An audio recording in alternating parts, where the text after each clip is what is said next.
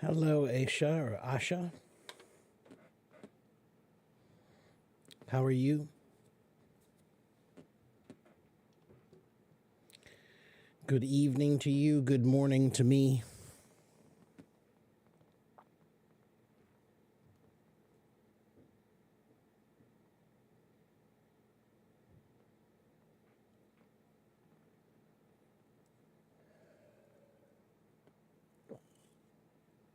I just started the YouTube, Sala.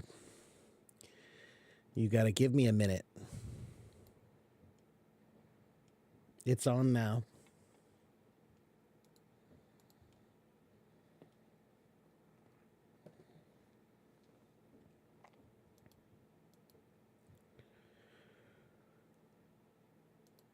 How are you guys doing?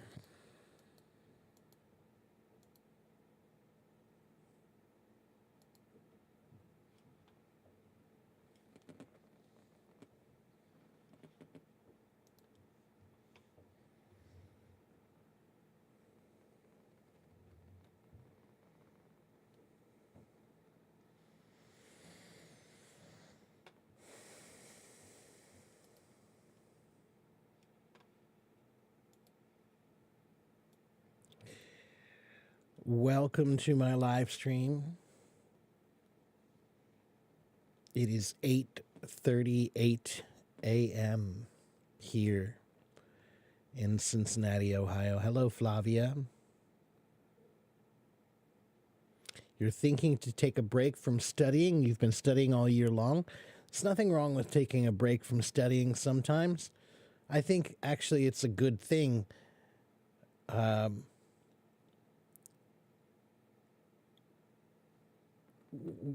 the process of studying or learning something, Flavia, there should be a time period where you focus on new information, learning new information, and then after you spend some time learning new information, then you need to spend some time integrating and using and applying that new information, right? So that means you should take a break from learning new stuff for a little while and focus on just trying to figure out how to use what you've learned, right? So there's always an ebb and flow with learning and applying and learning and applying and learning and applying.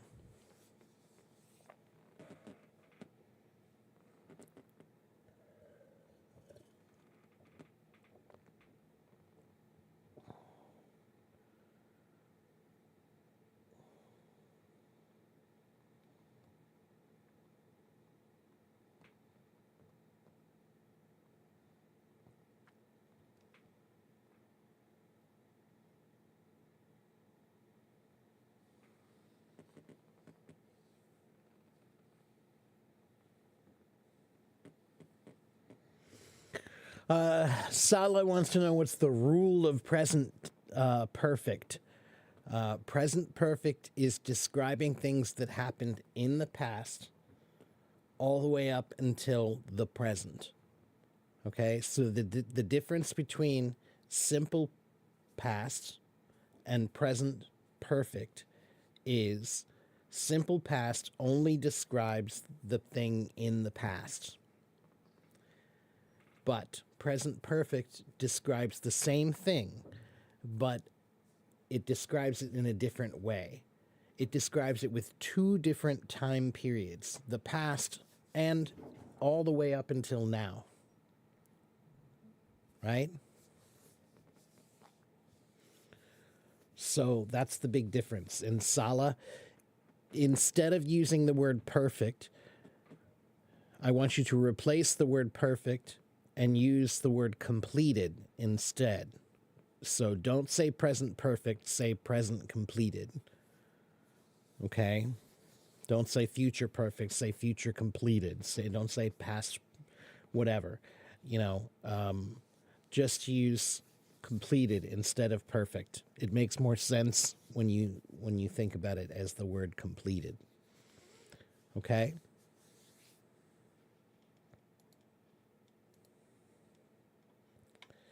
And hello, MH. I'm going to assume that's Muhammad. Muhammad Mamoon.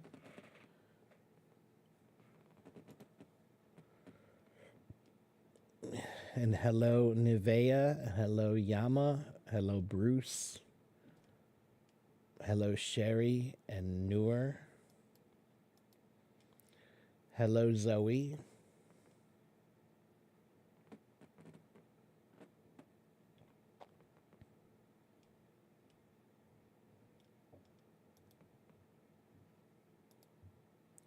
Hello, Valiant. That's a nice name.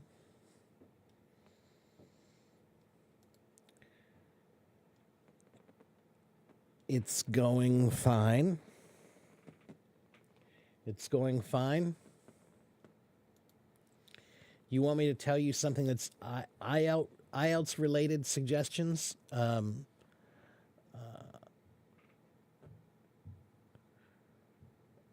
Okay, so here's my basic advice for the IELTS test. 1, prepare 6 months to 1 year in advance. You need 6 months to 1 year. 6 months to 1 year in advance to prepare. 2, get the IELTS preparation books. Books for helping you to study. Okay? There are 3 companies I recommend. They are Cambridge, Kaplan, and Barron's. Cambridge, Kaplan, and Barron's. Okay? 3, if you can, get a teacher who's an IELTS prep teacher, even for just a couple of lessons. Even for just 1 or 2 lessons, if you can hire an IELTS prep teacher to help you figure out which areas to focus on or some study tricks that'll help you for the IELTS test. That would be good. Okay. 4, focus on your weaknesses when you study for the IELTS test. If you're already good at speaking, then don't focus on practicing speaking. Focus on what you're not good at. Okay, so if you're not good at writing or you're not good at grammar, then that's what you need to focus on studying. Okay, focus on your weaknesses. Practice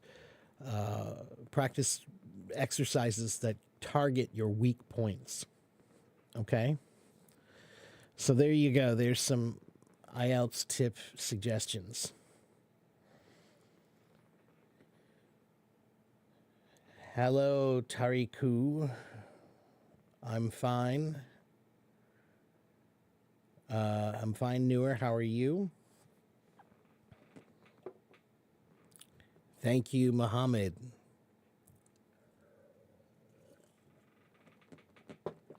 You're welcome, Faisal. Hello, Gary the Garbage. That's an interesting name. Hello, Bellin. May you ask what? What do you want to ask?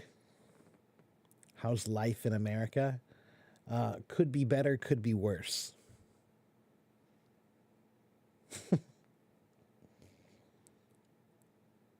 Could be better, could be worse.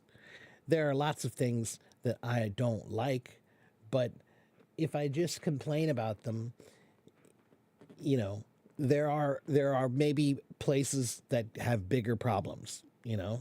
So maybe I should just appreciate what I have. But could be better, could be worse.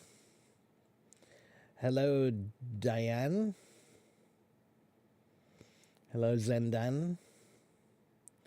You hear schools here are highly advanced. In what respect, Gary? Advanced in what respect?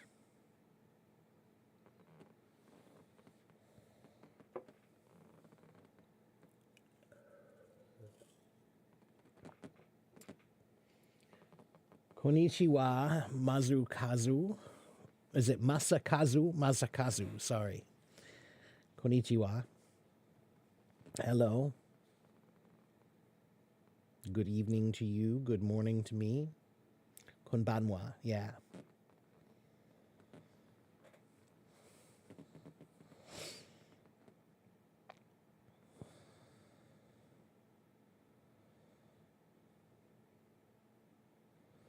You were taking this test and you accidentally passed. So basically, you landed in an American school.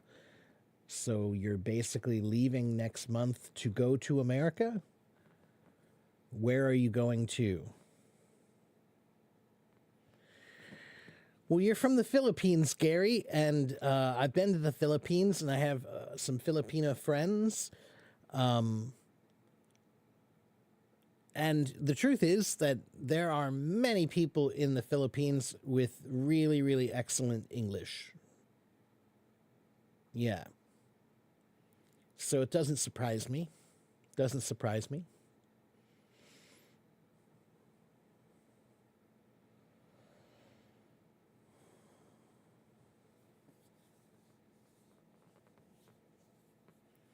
Well, congratulations on passing your test.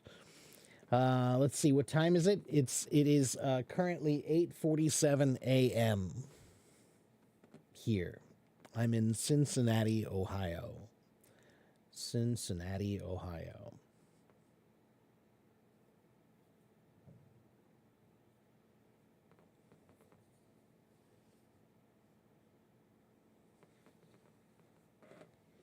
Is the weather cold? It's pretty cold today. It's not as bad as it usually is. I don't know, it's pretty bad. It's 43 Fahrenheit, which is 6 Celsius. 6.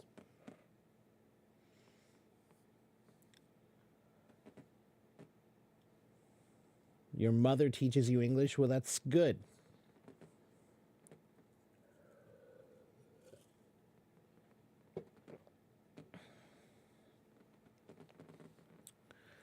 We have had a little snow so far, Masa. We've had a little, but not much. So, and it's still, the ground is too warm right now. So anything that does fall, it melts within a day or two. So we'll get more snow probably in the next month.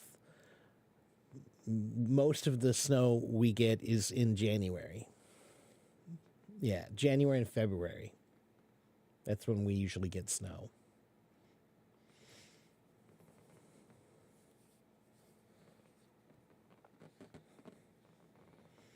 Same in Kyoto? Okay.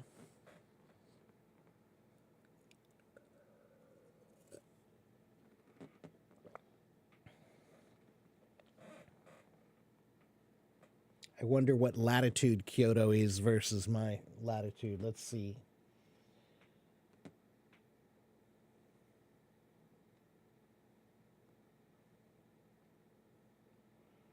35 north, 135 east.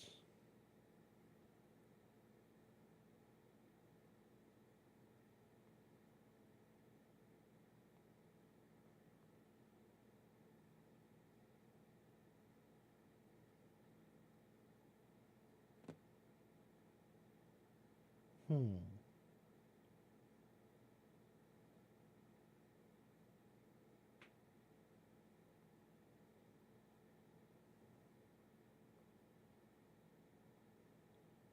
Hmm. Not that close, but not that far. I'm 39 north and 84.5 west. Anyway. So, welcome to my live stream. I'm an English teacher. If you have questions about English, you can ask me your questions about English. If you want help with grammar, vocabulary, pronunciation, accent, reading, writing, listening, speaking, if you want help learning how to think in English, those are the things that I can help you with. If you need help with your confidence, let me know. So that's what I'm here for. And you have about an hour. You have an hour and 10 minutes because I have a meeting at 10 o'clock my time. So I must leave in about an hour and 10 minutes. So ask me your questions.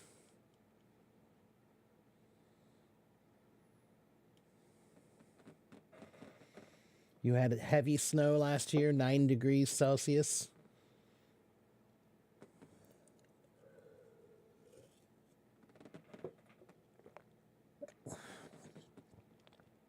Thank you, Andrea. You remember giving birth to Adri and it was snowing. It was so weird in Madrid. Oh, that's interesting. But it was a sign.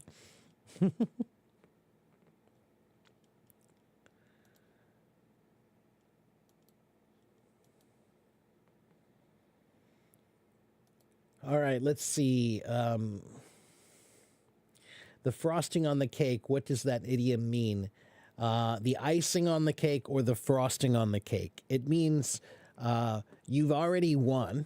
You're already successful, but you got something extra.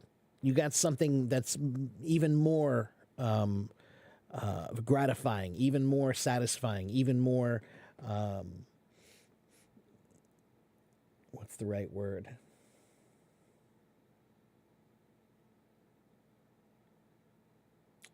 Yeah, I think even more satisfying is probably the best way to say it, right? So, if you say, "Oh, that's just the frosting on the cake," in most cases, it's a positive sentence. In most cases, it's a positive sentence, which means this is just even better, right? So maybe you got a new job, right? You got a promotion. You got a promotion at your work, okay?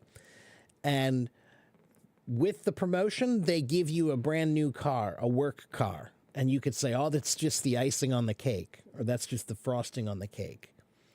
Okay, so it's like, oh, it's like an extra bonus. However, there is also a sarcastic way to use this phrase, the frosting on the cake or the icing on the cake.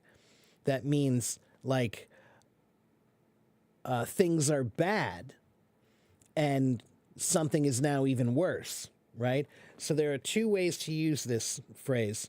The frosting on the cake could be you had a good success with something, right? You were successful with something, and then you got something extra on top that was even better.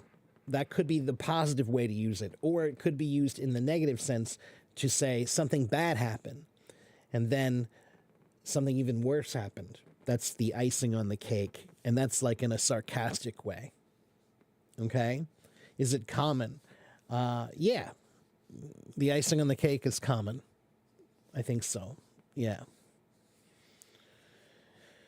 Is it common in English future perfect continuous tense? It's not super common, but it's not uncommon. Jack?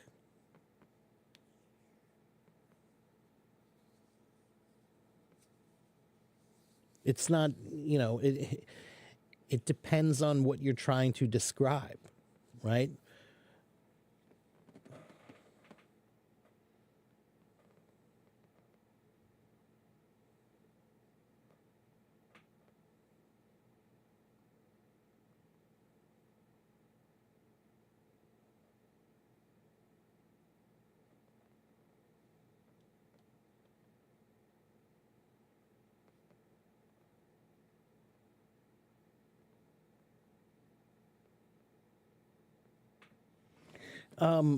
I would say that that particular tense is not that common.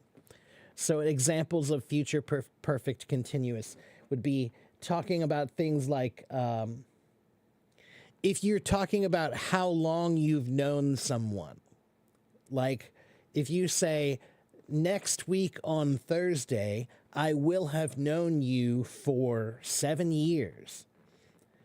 That's this weird future perfect continuous tense where I said on Thursday next week, that's in the future. But I'm looking back. I will have known you. I will have known you for,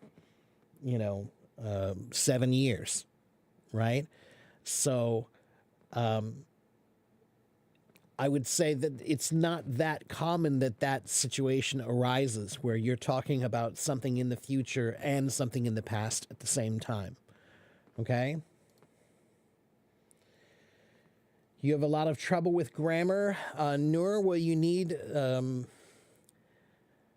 more grammar practice and more a better grammar book? So let me help you with both of those. You can go to this website,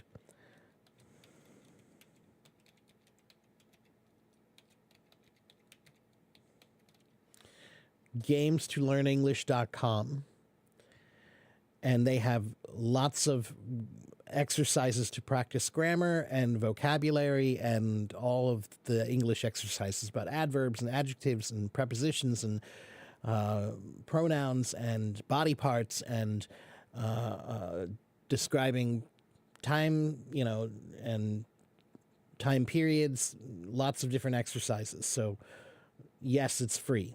games2learnenglish.com. That's one. The book that I recommend is a book called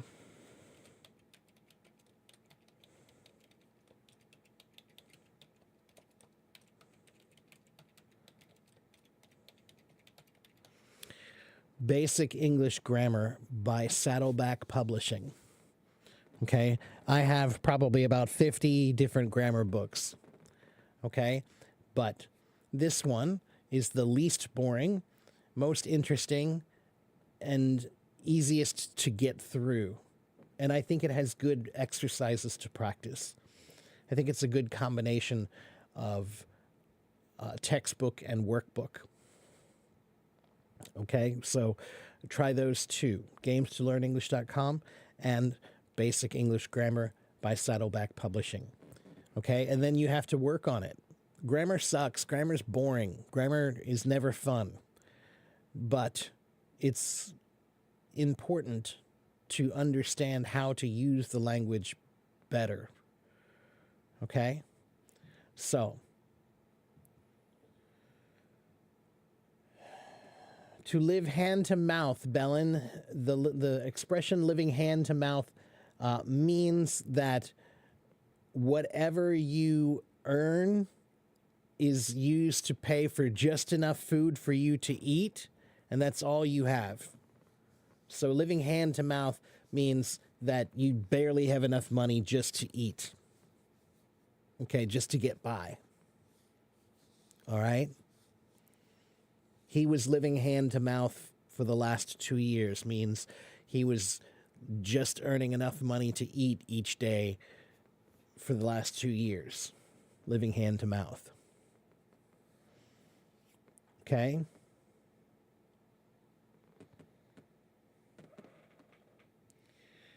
Which verbs can use only with ing? What do you mean, Andrea? Which verbs?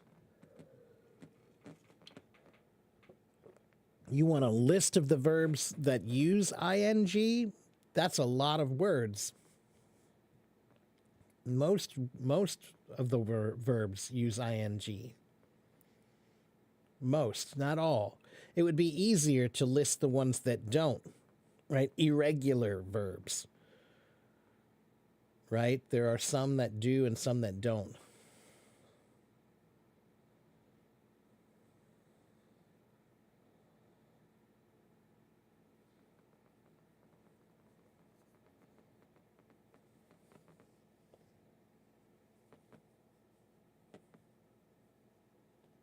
Like prefer, regret.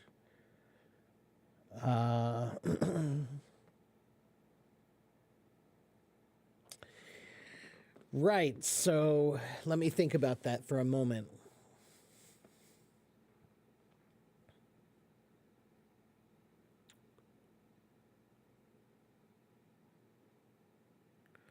So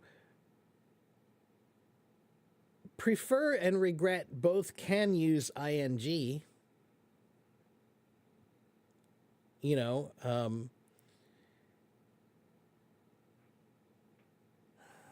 Let me think of an example. He now finds himself regretting his decision, right? So that's an ing form of regret. Prefer, same kind of situation. I now find myself preferring this one more than that one, right?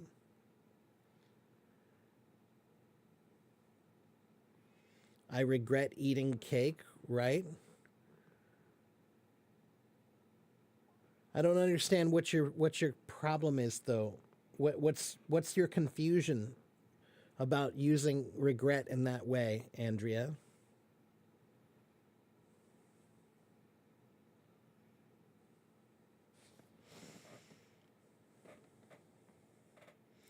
Symbol says, how can I slow down in English like I do to speak like I'm a news reporter all the time?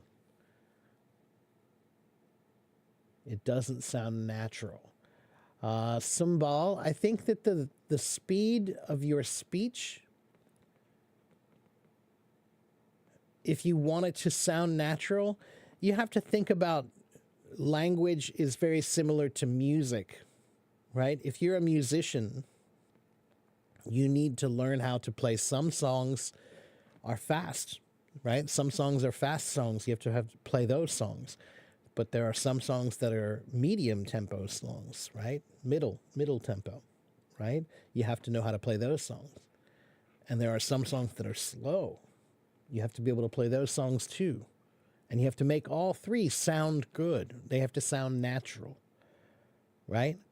So whether you're speaking really fast or you're speaking a medium speed or you're speaking very slowly, you have to do all of them naturally. Okay? Hello, Orenbeck.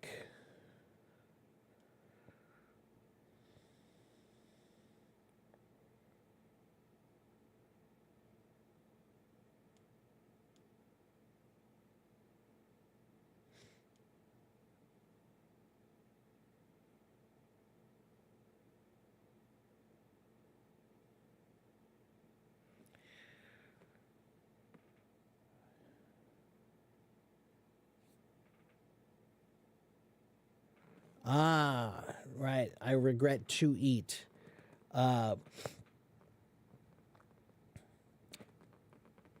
However, Andrea, you can say it in a form like that.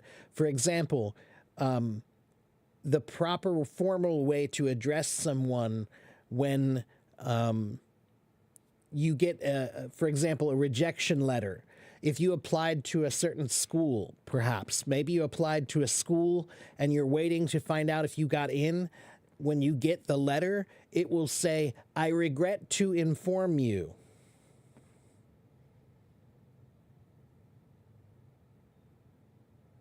So that uses that form of I regret to inform. There's no ing used with that.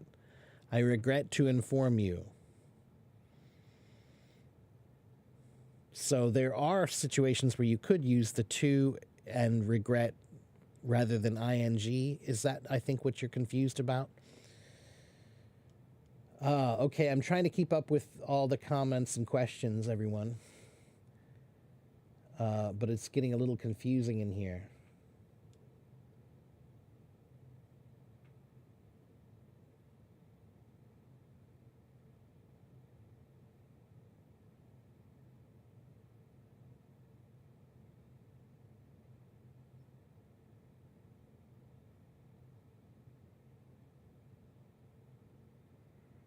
Gerunds can be the subject of the sentence where you want to emphasize or come to a key word. Right. Wow. Well said, Masu. Wow. Look at that. I love it when somebody in the audience recites grammar rules better than I do.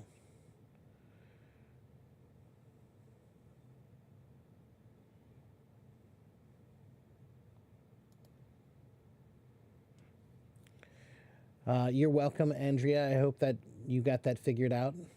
Bellin maybe helped you with that, I think. Let's see. AB says, I have problems with my writing and spelling. I can't remember how to write them while I'm writing essays. If you mean spelling, yes, spelling is tricky. Spelling does take some practice sometimes. And there are some words that are not very intuitive, meaning the way that they're spelled is not how you think they should be spelled. Okay? So, yeah, spelling is tricky with English. There are not too many tricks to spelling other than a little bit of etymology sometimes helps you understand spelling better. Phonics can help you understand the simpler, more basic, straightforward words.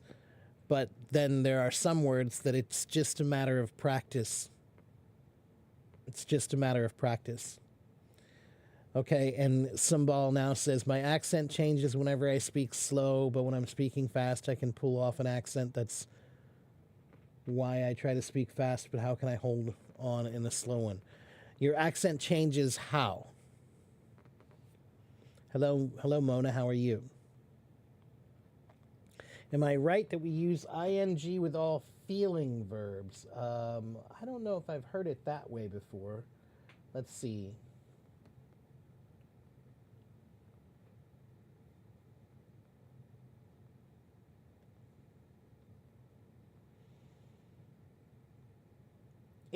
So that's, put it this way. Yes, it is with feeling verbs, but not only feeling verbs.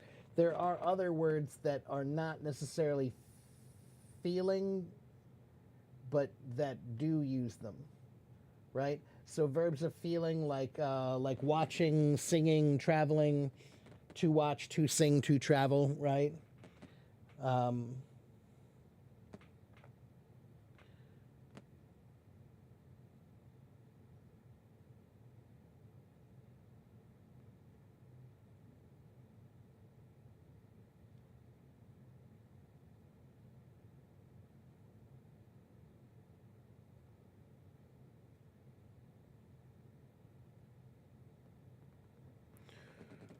I hope that was a little bit more clear, maybe.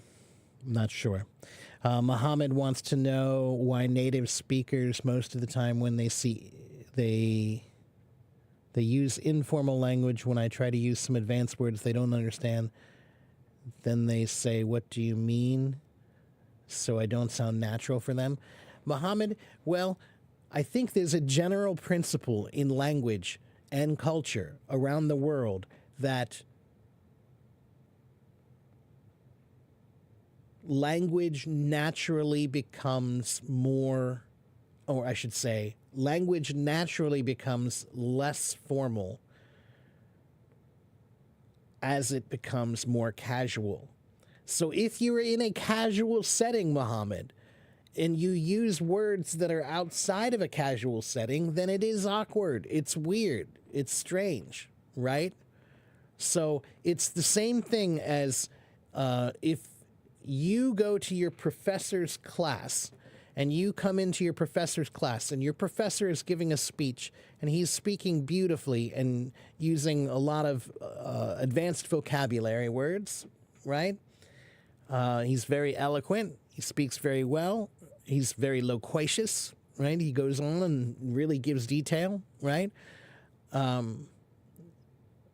But you come to that class and say, what's up, dude? Hey, professor, what's up, prof, my bro, my dude, right? That's not the right kind of language to have with the professor in his classroom. So you're using the wrong language in that setting, right? Or if your professor came to your party and everybody's at the party and hanging out and saying, what's up, man? Hey, how's it going? And he comes into your party and, hello, everyone. Good evening. You know, whatever. How are you this fine evening? You know, and he's acting all, very proper. It would be weird, right? So, language changes. Language should change with your audience. You know, so Mohammed, it depends on, I can't, you said that they sometimes don't understand your advanced words. Maybe they don't, or maybe they do understand them, but they think it's weird that you're using them in this setting. So Mohammed, what I would say is, remember that language naturally filters down to its simplest form. So you should allow it to. Don't fight it. Okay? And then don't Remember that you have to read the room. Read the room is an English idiom or a phrase that means you have to look around and see who is your audience. Who is your audience? Read the room and see, okay, what does this audience need from me? Okay? And then give them that.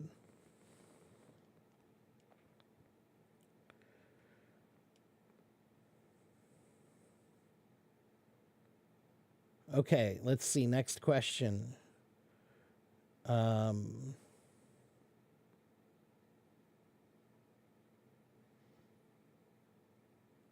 Joy.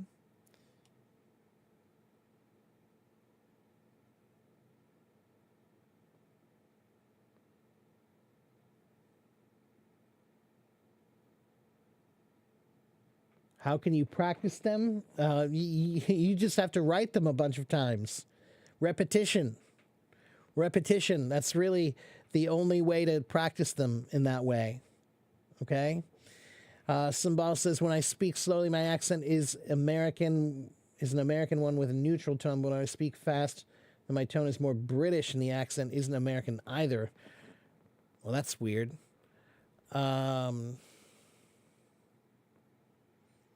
Yeah, but both are a Western accent, so what's the problem? Who cares if you speak with an American accent when you speak slowly and a British accent when you speak fast? That's fine. They're both still good. So what's the problem? Can we make a song including all the grammar rules in order for us to remember them easily? Ooh, Huda, no. There's too many rules. That would be the longest song in the world. It's a good idea, but that would be the longest song in the world. Hello, Dell. People can change language or language can change people. Both. Victor. Both. Absolutely. You know, people do change language absolutely all the time. But language also can change people. And that's the power of language.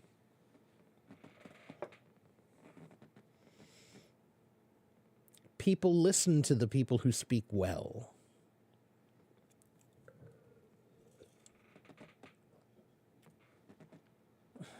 What does recruitment mean? Mona, to recruit means to try to get someone to join your group. To recruit, right? We're recruiting new members, means we're looking for new people to join. Okay, so recruitment would be the act of trying to find people to join, right? So if I say, Mona, you're in charge of recruitment, that means you're in charge of trying to find new people to join our group, okay? It's not exactly hire, not exactly. Sometimes it can be a word that's talking about employment, but it also can be used to talk about any group that you join. So it could be the Boy Scouts or the Girl Scouts, or, you know, some sort of a book club, you know, or it could be anything. Recruitment. Okay?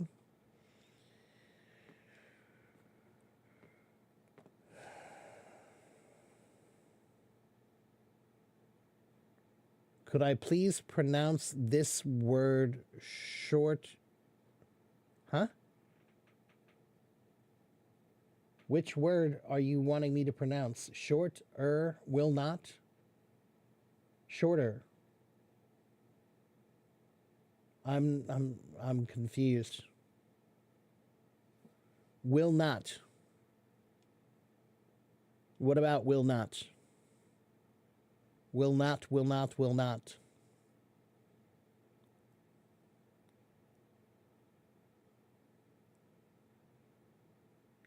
Okay, let's see. Hello, Tomas. Your confidence just dropped abruptly. You just saw two videos, one about words, one about pronunciation. You feel like a beginner. Tomas,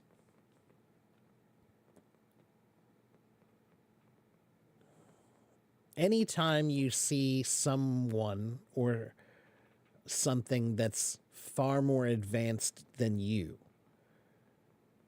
there's a natural inclination to be kind of afraid of it or to feel intimidated by it.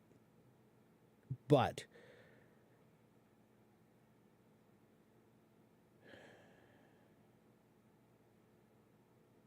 you need to remember that language is like art, and art is individual. So no matter how good someone else is, there's still only one you. So you're not trying to compare yourself to other people, Tomas. You're trying to develop your own potential to its highest degree, right? You're trying to develop your potential to its highest extent. Okay? So that means that you're not comparing yourself to other people, but you can be inspired by them, right? So rather than being intimidated by them, instead of being intimidated by them, be inspired by them, and just understand that comparing yourself to them is like apples to oranges, and it always will be, because everybody is an individual. So they may be better than you in this way or this way, but you may be better than them in this other way and this other way. All right? So remember that language is like art, and there's only one Tomas. So rather than being intimidated by what you saw, be inspired by it. And you should always, I think it's always a good thing when you meet someone or see someone who's so much better than you. It's a good thing. It's a blessing when you see someone who's so much better than you in whatever. You know, maybe they're better than you at cooking. They're better than you at language. They're better than you at whatever. You know, it's good. It humbles you. It humbles you. And being humble is always a good place to be.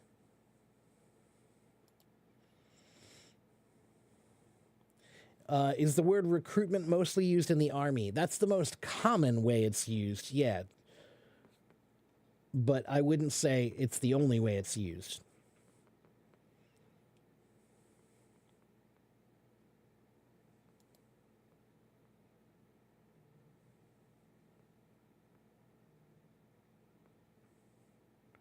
Oh, you want me to pronounce the word won't? Why didn't you just write won't? Won't. Will not is won't. Can I suggest a song, as Huba asked for learning and listening for more? Noor, you want a song that helps you learn what?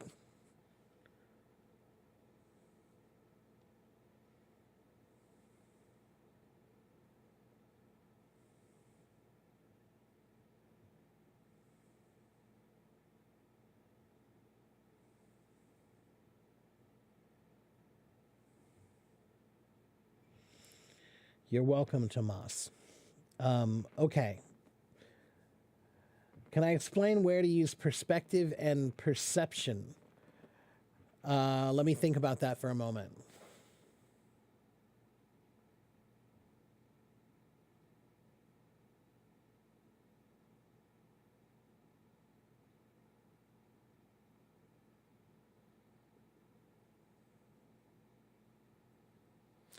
So I think that the difference between perspective and perception is, when I want to give you my perspective, I'm giving you my viewpoint. So imagine you're standing on, like, like you're on a hill or a mountain, right? And you have a beautiful view.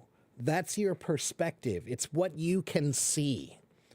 Okay? What you're able to see is your perspective. Okay? That's your viewpoint. Okay? Perception is what you can perceive. That's a little different than what you can see. What you can perceive is more like what you can sense. Okay. So perception, to perceive, is more like what you're able to sense about something. Okay. So to have great perspective and great perception, they're similar, right? I would say that the meanings are very related in some ways, but slightly different. One is just saying my view, right? My view is this. That's my perspective. What I'm able to see. Okay, from your perspective, what should we do? From your view, what should we do? From what you're able to see, what should we do? But perception is more like you use your perception to try to come up with a good plan, right? Based on what you can perceive, right? So you use both of them when you're coming up with a new, plan for work, right? You need your perspective and you need perception. You need to perceive the possible problems, right? But your perspective is what allows you to imagine what the possible problems could be. So there's a relationship there. Okay? Mona, the word that you're looking for is burglary. Yeah, you're right. It's a little tricky. Burglary, burglary, burglary. How do we celebrate New Year's? Zalfa, the most popular celebration in America for New Year's is in New York City. There's a big famous celebration on Times Square in New York City where everybody comes together. Thousands and thousands of people will be on the street, and they will have a big apple. There's a huge apple up on a post, and it falls right at midnight. Right, we count down right at midnight, and there's usually champagne. People will drink and celebrate and sing songs, and we make New Year's resolutions. Means a New Year's resolution is something that you want to do better or different or some kind of improvement for the new year, something that you hope to happen in the new year. Is being humble good all the time?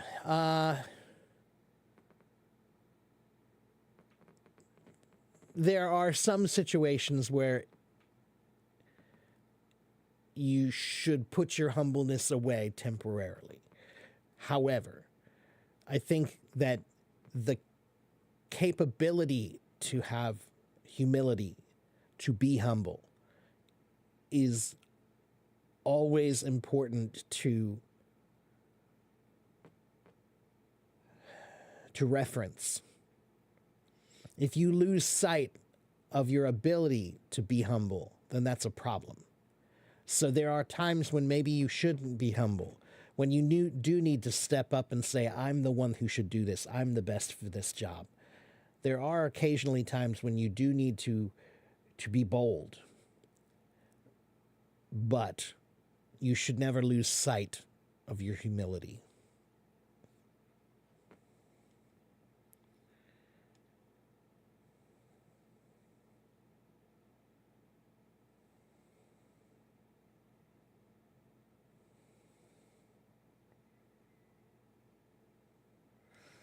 Can I suggest a song as people ask for learning and listening for new vocabulary words? Again, Noor, no, there's no good song. There are thousands and thousands of vocabulary words in English. There's no song to help you learn that way that I know of. Songs are good. I mean, just listening to music and trying to understand lyrics of songs. I have a student who listens to, what's the band? Oh, what's the band who does In the End? Linkin Park. He loves Linkin Park. He's a huge Linkin Park fan. And he knows all their song lyrics, and he he's thought about them and tried to understand them, and he asks me questions about them. And he's like 11, So if he can do that, then you can too. Okay? But guys, if you're learning a language, it is difficult. You have chosen to learn a musical instrument. It's not easy. Okay? A language is no different than learning a musical instrument. If you learn the piano, it takes a lot of practice to be good. If you learn the violin, it takes a lot of practice to be good. There are no shortcuts. If you learn the trumpet, it takes a lot of practice to be good. There are no shortcuts. If you learn English, it takes a lot of practice to be good. There are no shortcuts.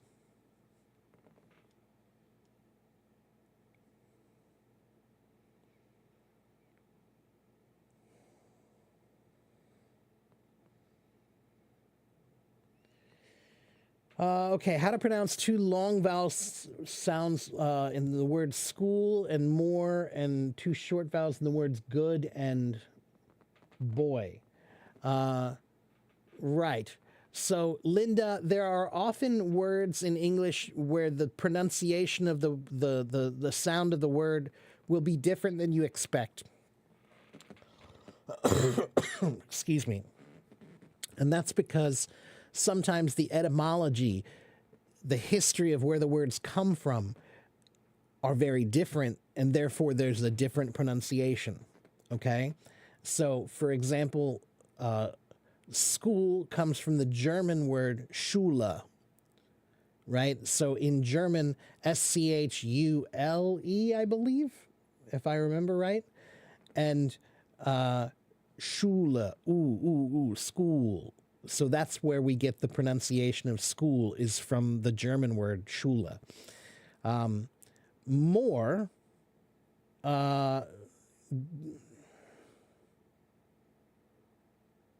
that's a pretty standard pronunciation. I'm not sure what your confusion is with more. Or more. That's a pretty standard pronunciation.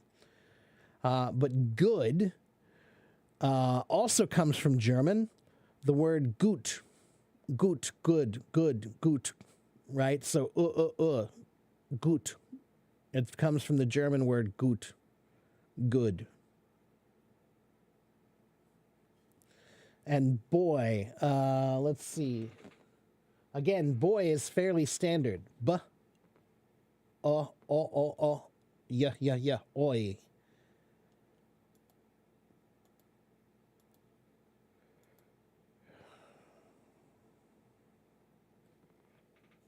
You perceive the drums are gone. Uh-oh. Why are the drums gone? Hello, Mark.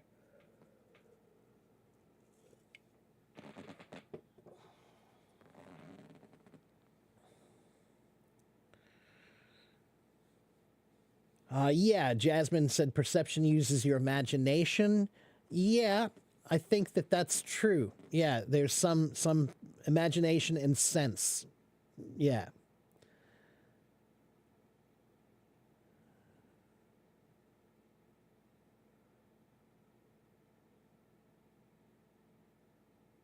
Is the burglary a new sandwich at McDonald's?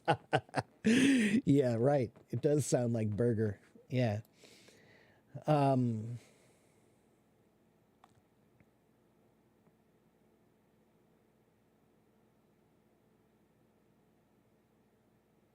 Yes, burglary is a kind of stealing. That's right. Yeah.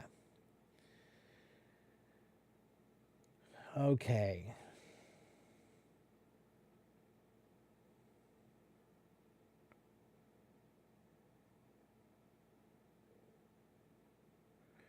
And again, Noor, I'm sorry, but no, I don't know any songs that'll help you learn new words specifically. No. What's the difference between advise and advice? So, complicated. Tomato, in the British spell the word, so technically those are the same word. If one could be the British spelling, the first one the British spelling, and the second one the American spelling. But there's also a verb form of to advise someone. To advise is the first one, advise. To advise, I'm going to advise you of your rights, right? Is to give advice, to advise. right? So advise could be the verb form of advice, or they could be the same word depending on whether it's a British spelling or an American spelling. You want to know my name? It's right there on the screen, Teacher Mark. Hello to all the new people. I'm from Cincinnati, Ohio. Okay, does every country have their own standard pronunciation based on their accent, or there's one universal standard pronunciation? Every country, well, that I'm not sure what you mean, Wahaj, because we're talking about every language. So every country has one or more languages, and those languages may have one or more pronunciations based on region. That's an accent, right? A regional accent, okay?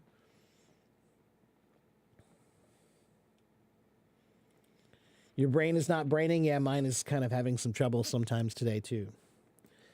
Hello, Ghost.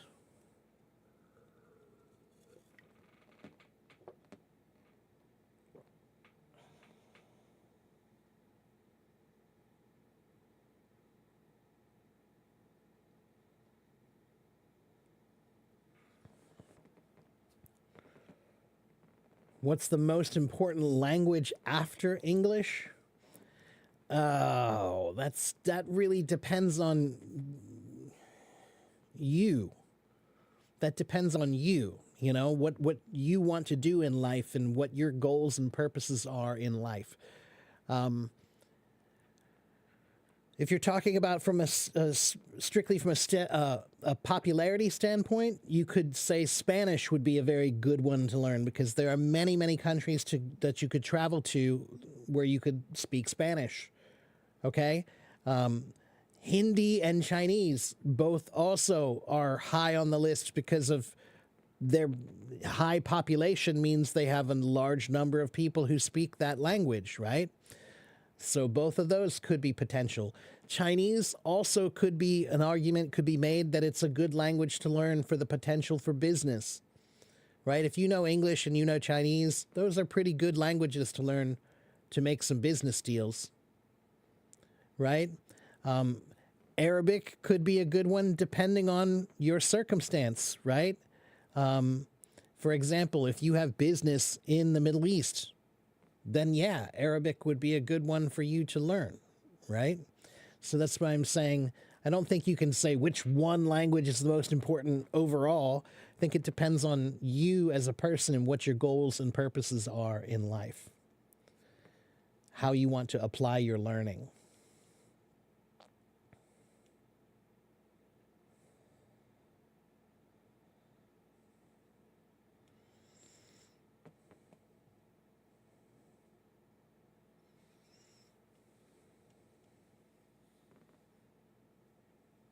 What about work field? What's the most important language in work? Is that what you mean? In the work field, I would say English is definitely the most important language globally. English is the most popular lingua franca. Lingua franca is a term that means common language that's used between people who don't know the same language, right? So if I go to China, can I find someone who speaks French? Sure, right? If I'm in Chengdu, can I find someone who speaks French? Yeah, of course I can. But would it be easier to find someone who speaks English? Yeah, most definitely. Right? If I go to Japan, can I find someone who speaks Spanish? Yeah, of course I can. But would it be easier to find someone who speaks English? Yeah, it definitely would. So English is the most common language used between two people who don't know the same language, right? Who don't have the same shared native language. You think English language is difficult? Is that true? Sure it is. It depends on the person. Some people think it's easy. Some people think it's difficult. Deutsch, German. Where's German in the rank of important languages? I like German. I learned some German. I think German is a cool language. I think again, it depends on your purposes. If you're planning on doing business in Germany or traveling to Germany a lot, then yeah, German would be an important language to learn. Outside of Germany, there are a few countries where it's useful, to know German.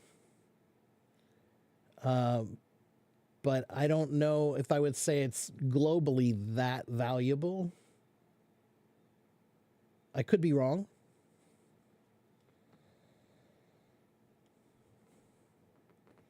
You're learning German, so it will help you. Yeah, I learned German. It helped me. It's not bad. It's a fun language to learn. You're talking about English, that accent that does vary based on region. So every accent, there's a standard way of pronunciation, or there's universal.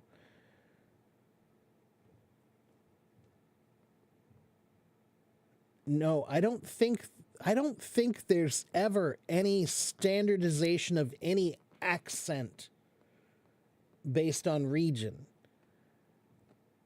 right? So one guy on this side of the street might say it this way, but this guy across the street might say it slightly differently. That doesn't mean that one is right and one is wrong. That's just the slight difference in variation. So what I would say is every accent has some variation in the standard, right? So there could be somebody that you say, oh, that's the perfect, New York accent, or that's the perfect Jersey accent, right? He has the perfect Jersey accent. He's the standard. But there's still some people within that range that you would still say they have a Jersey accent too, right? So, yeah, I guess I would say accent is kind of a spectrum. It's not just like a standard perfect thing. It's like music.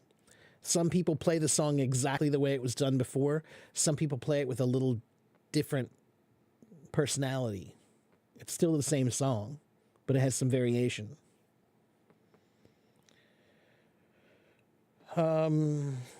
What's my New Year plan?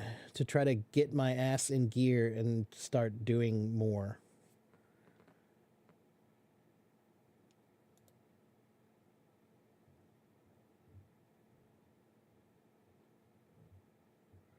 Zalfa, I speak English and I do speak some Chinese.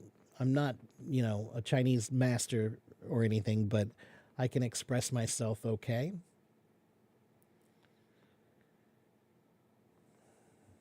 I think every person should have a second language after English. I agree. I think everybody should know at least one language. There's a guy on Hello Talk who claims English is a piece of cake. Of course there is. There's always somebody who thinks, oh, it's so easy, it's so easy. And for them, maybe it is. Maybe it is,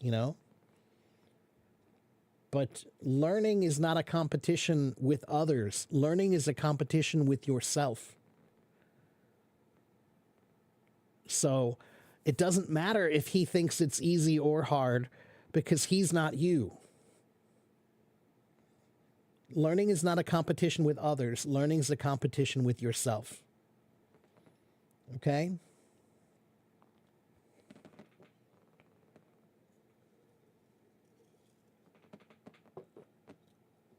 Hello, Ron. Good to see you again. You wonder why, for example, why do I say what it sounds like instead of how it sounds like? Why do you use what and not how in this case? Let me think about that. I think that if you're using the word like, I would use what it sounds like. If I were using the term how, I would say how it sounds, but I wouldn't add the word like. Okay? That's just the application of those words. That's the way we use them. So, for example, let me think of some examples. Hold on.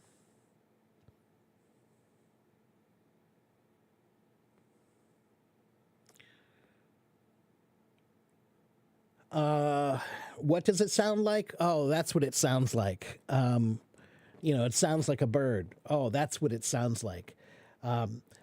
Or, oh, that's what it sounds like, or that's how it sounds. Okay. So in this case, you could say how it sounds or what it sounds like, and they're exactly the same thing. It's just the application of the word like added to it.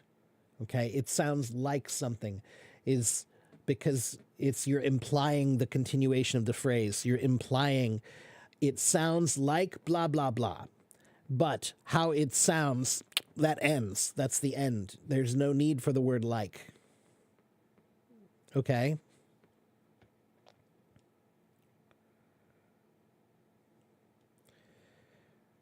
What about people who criticize you because you master a specific accent and then they tell you to stop showing off and get off your high horse? Ghost, if you're talking about... okay, so I see, Ghost, you have a British flag. Where are you from, Ghost? I assume, based on your questions, I assume you're not British. Where are you from? I'm just curious. It'll help me understand your question.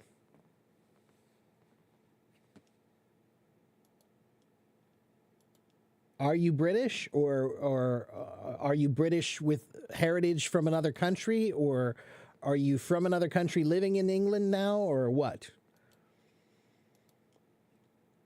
What's a Jersey accent? Jersey, New Jersey is a state in the United States, and the people who live there, many of them have a certain accent. Okay, New Jersey. You're from an Arabian country, but you spent 6 years in England. Okay. All right. So you were attacked by some people. So the people who attacked you because of your accent, were they native speakers or non-native speakers? Were they other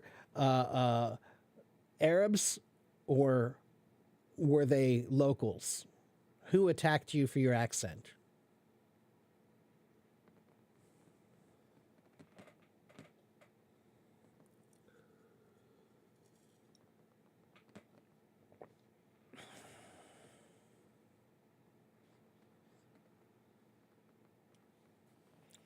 Regarding New Jersey, what's being said about US, about the UAPs? Yeah, I don't know. We'll see, Tomas. We'll see. I have a feeling it's going to turn out to be something really stupid. But, we'll see.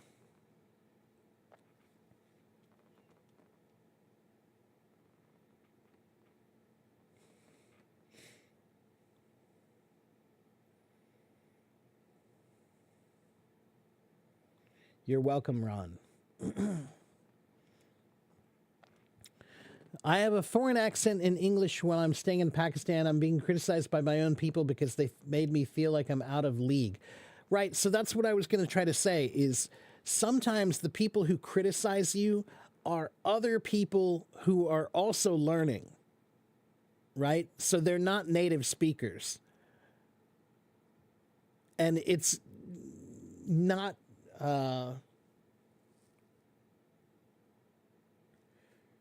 it's criticism that has no value because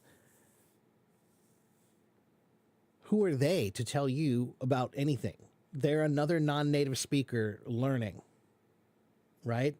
So don't worry about what other people who are also learning say about you.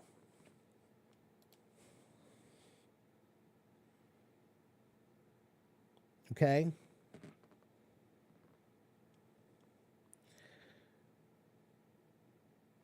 It might be a kind of jealousy. It could be a kind of jealousy, or it doesn't matter. But again, Ghost, sometimes it's important to try to remember that language is like an art, not a science. So when you do an art, there's only one you. There's only one you. So you do it the way you do it. I speak the way I speak. No one else speaks like me. Right? So if there's only one you, then criticism or comparison is silly. Right? To compare yourself to others or to criticize you based on others, it's a silly thing to do because there's only one you. You can't be someone else. Okay. T, I will not invite people today because I have no time. I have to go in about 10 minutes, 13 minutes. I have to go in about 13 minutes. So I don't have time to bring anybody on stage. But if you have questions, you can ask me your questions.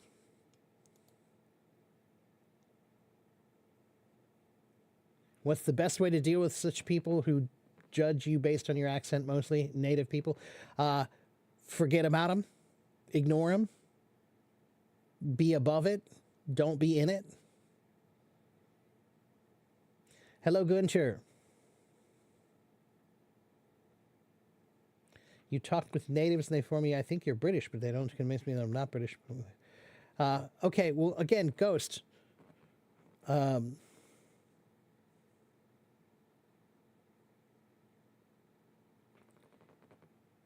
It's very important in life to learn to have the courage to be yourself.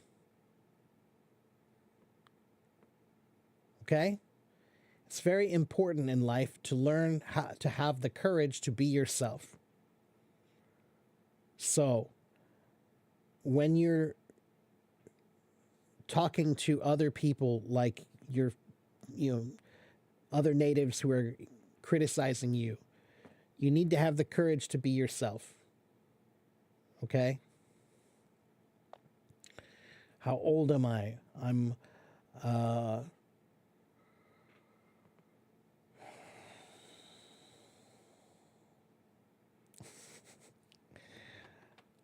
older than my coffee, but younger than the sun.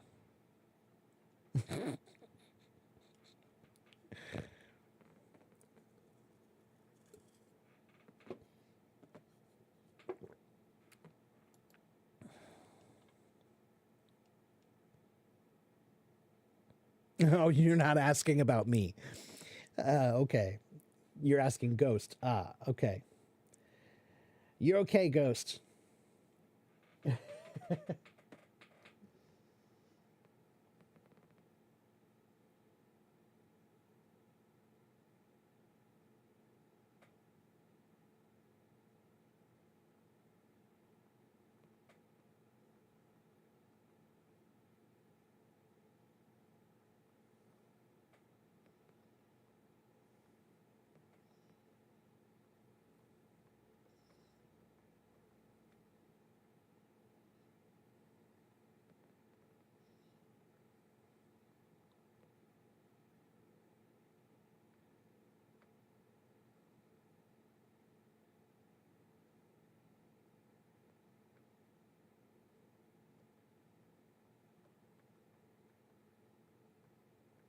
Sorry, everybody. Doing some business here. Okay. You're still full from eating too much these last few days. Yeah, I'm still fat. You know, I didn't fight it. I came back from my holiday, from my vacation, and I was fat. But then I had Thanksgiving and Christmas right there waiting for me when I came back. And you can't diet through Thanksgiving and Christmas. You just can't, especially when you're the cook like me. So, so I ate and I ate and I ate, and it was yummy. And now I need to lose weight starting in January.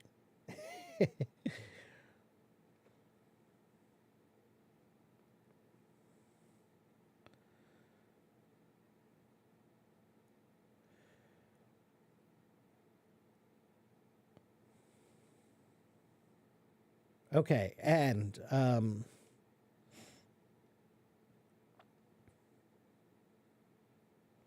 do you have any groups here we can find people who are serious for language practice? Yeah, you can go. There's a group. Let me see.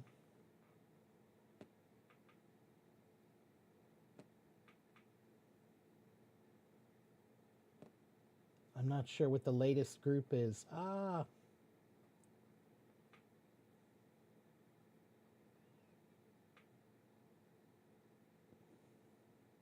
One moment. Let me find it. L-E-T. There's a group on Hello Talk called LET English. Learn English together, LET. And I'm going to send you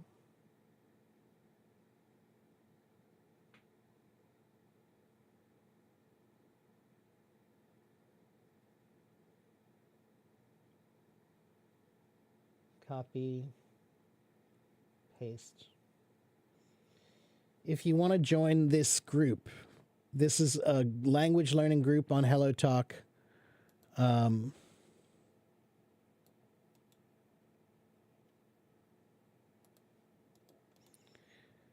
they are serious about learning. It's called LET. That's the QR code. Hopefully that will open for you. If it doesn't open for you, then let me know, and I'll try to fix it for you next time. Okay?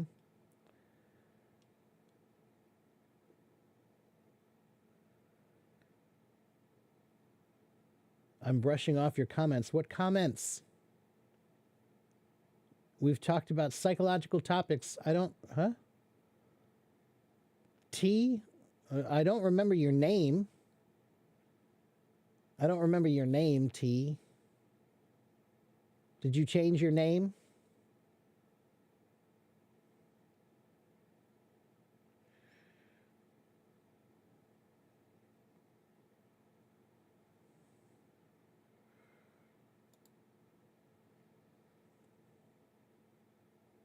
When I speak English, I make many mistakes, although I know it's wrong. It happens during speaking. What's your advice for me? Kutsia, the mistakes you make when you speak are the most important ones to find. You have to find your mistakes, everybody, right? So mistakes are kind of like a disease, right? When you make mistakes, you have symptoms, right? You know you're sick somehow, but you don't know what sickness it is, right? So you know something is wrong, but you don't know what. So you need to diagnose the disease and figure out what disease is it. That means you need to understand what problems you're making and what that means. You know, is your problem that you need to focus more on your tenses, like present perfect tense and past perfect tense and future perfect tense, right? Do you need to focus on that? Or is it possession and, how to use apostrophes? Or is it when to use a comma? Like what's your grammar problem? Or comma is not something that you use when you're speaking, but you know what I mean. When you have grammar problems, you have to think about them like sicknesses. And once you have a symptom, then you have to figure out what's the actual sickness and then treat it, right? Young as the morning and old as the sea. What does it mean? It just means that you don't want to talk about your age. That's what it means. Merry Christmas.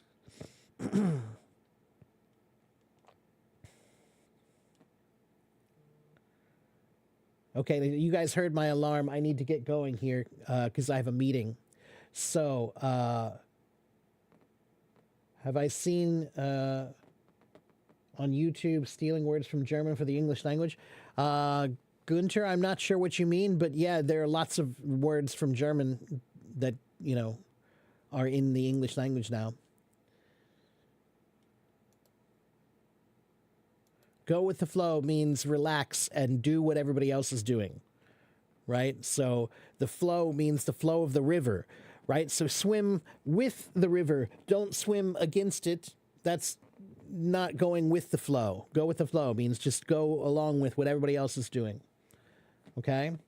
Okay, I have to go because I have a meeting, but have a good morning, have a good afternoon, have a good evening, wherever you live in the world, and I'll see you guys next time. Okay? Bye-bye, everyone.